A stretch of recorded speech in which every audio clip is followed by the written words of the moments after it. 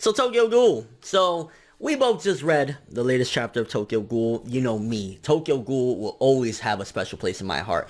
He's seen Tokyo Ghoul. He's seen both seasons of the anime. I know everyone is right now grabbing their keyboards. Motherfucker, read the manga. I know, I need to get onto that stuff. But this was my first chapter, and what an experience that was. And I know there's probably people right now. Why would you jump in 200 chapters? And that's completely understandable. Because I'm a male. But yeah, he's a male. And kind of pervert. You know what I'm saying? Got a little bit of pervert right here. A little bit of pervert inside. But I mean, this chapter, Tokyo Ghoul, is crazy. I feel as though I'm kind of like reviewing a hentai chapter in a way. But it was beautiful. Exactly. Beautiful chapter. And I feel as though, you know, okay, yes, it was essentially just Toka and Kaneki getting it on. But each scene was articulated beautifully. Just like every panel had so much meaning and intimacy. And when he was slipping it in, there was just... Slipping it in, oh... But it was great. It was honestly like, you couldn't even bust a nut to that. Like, you just... It was an enjoyable read. Yeah. But the thing about it is, beneath the surface, because I always, you know, when it comes to Tokyo Ghoul, I look at things not just for what they are, but for what they could be. Because Tokyo Ghoul is a very deep and complex series. It's one of my all-time favorites. I don't review it often because I suck, but it's one of my all-time favorites. So I look at it and I'm like, okay, what more? The fact that they're having sex, whatever, great. But what more can you get out of this? And you see the deep and fucked up mental state of Ken Kaneki in this chapter. He needed this. Truly exemplified though, because while, yeah, this is an enjoyable moment, you see all the pain coming to him. So even though he's having a blast, and I'm sure he had a good time with Toka, you gotta think, this dude is crying. And at the end of it, he's in the fetal position. This was mentally healing for him, and he definitely needed that because he just felt like he could actually be him for once and be a little bit free for that split moment. And the thing about it is, because Ken Kaneki, tragic guy, he knows quite a bit of what's happened to the manga, because I can't shut my mouth about Tokyo Ghoul when I'm talking to him, you know what I'm saying? So, you know, in the manga, we find out that Ken Kaneki, even before the tragedy began, his life was a tragedy. One of my favorite panels, and this is kind of relatable, so just give it, not relatable to me, well, maybe, I don't know, but it relates back to the actual chapter. There was a chapter where ultimately Ken Kaneki said, I was always abused by the people I cared about the most. Something along the lines of that. His mother used to beat him really bad for no reason. He was abused. So even before the tragedy, Ken Kaneki was tragic. He had a fucked up life. So you go from that, and I really think that this chapter was embodying all of that. Everything he's been through. The dude's been through so much. I mean, the torture from Jason. Yeah. Come on now. So he's been through a lot. And like you said, healing. I think a lot of it was healing. A lot of it was reflecting, like, I've been through so much right now. But I will say this, because we know based on experience with certain series, Berserk, Tokyo Ghoul, whenever something really, really good happens for the main character, because they're so tragic, we know something horrible is on the horizon. Something horrible. Like, I wouldn't be surprised, and I hope this isn't the case. Don't do this to me, Ishida Sensei. In the last color page where, like, Toka had red, like, on her stomach, so could she be stabbed in that area?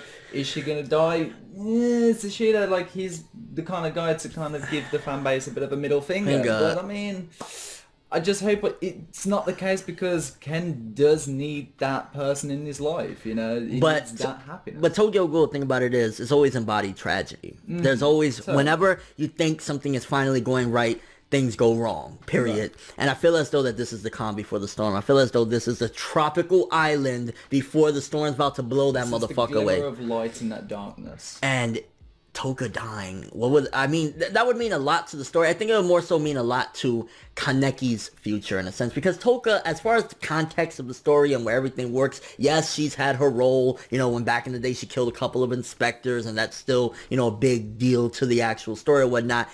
Toka, her relevance more so really lies with Ken as a character, because I feel as though Toka is that silver lining. If Ken can get over the fucking tragedy and get through everything that life has put him through, he can eventually at the very least be with Toka. Now, what if you take away the one thing that he's looking forward to? What would become of Ken Kaneki? That's one of the big things I'm thinking right now. It's like, I personally wouldn't know what to do in that situation, and I feel like he is literally going to go insane and batshit crazy. Like, it is every man for themselves at that point. You're taking away the one hope he has in his life. Yeah, I mean, you go back to even classic series like Black Lagoon, for example. Imagine you take Rock away from Revy. Revy always looked at Rock, and I know I'm going way left field, but Revy's always looked at Rock like, this is maybe my escape. Maybe I could eventually leave the ghettos and shit like that and go be with this guy. Take that away from Revy. What will become of her? Take that away from Ken Kaneki. The one thing that he looks forward to and really want, well, there's a couple of things, you know, he has people he cares about, whatever, but that's the main objective for him, and you take that away. My gosh, Ken Kaneki, bro, I do not want to see him, because it's like, this is so amazing, so beautiful. For him. Like, I just... that seems perfect for him right now. It is funny to think that at the very start of the series, this guy went out to get some pussy. And it took him 125 chapters to finally get that pussy. Oh, not to mention 140 from the first series. Yeah. So right. It took him 267 chapters. You know what I mean. I mean, at the end of the day, he got what he wanted from episode 1. So... fair play to the guy. Fair play, he wasn't Rize, but I mean, he got a Tsundere. Personally, I think it would have been a little bit more, no, not a little bit, a lot more crazy if it was Rize. I'm just saying, though. I think it would have been well, what would you prefer, the feistiness or the passion?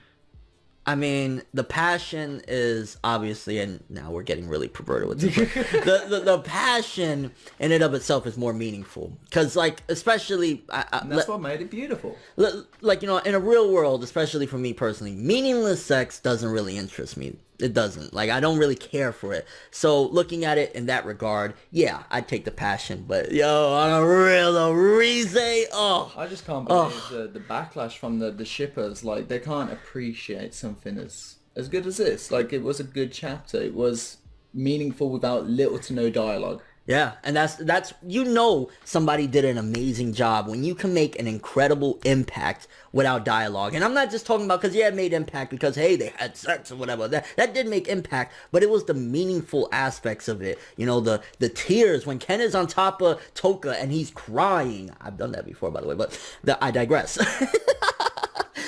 When he's on top of her and he's crying and shit like that, again, back to what James mentioned earlier, it was him healing in a way. And he'll never be, you know what I'm saying? Ken is a damaged person. Bottom line, damaged ghoul, damaged human. He's the one-eyed king, whatever the case may be. He's damaged. So with that being said, I feel as though this is going to be a very pivotal part, even though it's just, you know, hey, he got laid or whatever. I think it's going to be pivotal and very central to who Ken is from here on out in Tokyo Ghoul, because this is right there, something to live for. Memories are very powerful with people in general, and my gosh, bro, he got the booty. Yo, he was able to Ken, right here. He was able to just let his guard down for once in his life. He was able to just forget everything around him, his whole surrounding, being on guard constantly 24/7, and I think that's what he needed. He needed to open up a little bit in more ways than one. If you think about it, though, they actually had a threesome. Because there's also Sasuke Highs in his head. Oh, no, foursome. Yeah, he has Rize, the mental thoughts of Rize, Ken Kaneki, Sasuke Highs, and Toka. Yo, Ken, I guess if you was going to do it, you was going to do it right because you lost your V-card to Toka. Oh, my God. But...